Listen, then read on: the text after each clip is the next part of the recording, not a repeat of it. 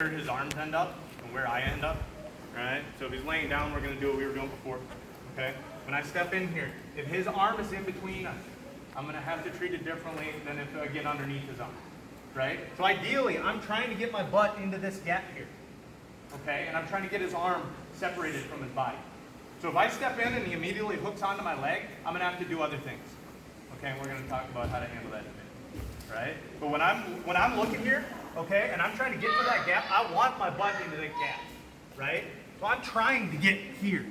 This would be ideal if I'm trying to pass, right? His arm's separated from his body. I've got shoulder pressure. I've got control of his hips, right? Now, I'm not immediately going to start passing. I'm not flexible enough, okay? So I'm going to scoop my hips back, separate that arm from his body. Now there's not a whole lot holding my leg in, and I can start kicking myself free. I'll hold on to that leg, and that's where I was saying in a gi, I'd be holding on to his pant leg and I have a lot more control.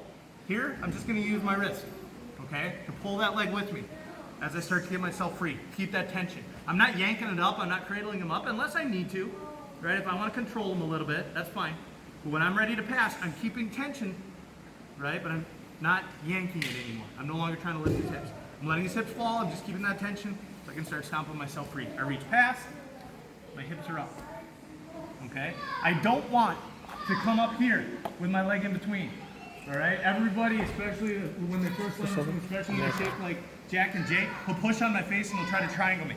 Alright? Right here. It's annoying as shit. Okay? Eventually it can start to hurt. Okay? And you can finish it. But it's something that is very easy to be aware of and counteract. Make sense? Just by staying up nice and high. Make sense? So, I want you to be specific about where you enter into here. I want your butt under their shoulder, okay? I want that arm around the head. I want to be holding the far leg. Okay, we'll talk about what to do if we get the near leg and if the arm's in the way in a little bit.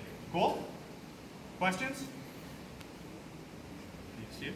No, just So, again, I'm going to enter foot, right by his tank, knee, right in his sternum, okay? And my butt's going to drop into the gap.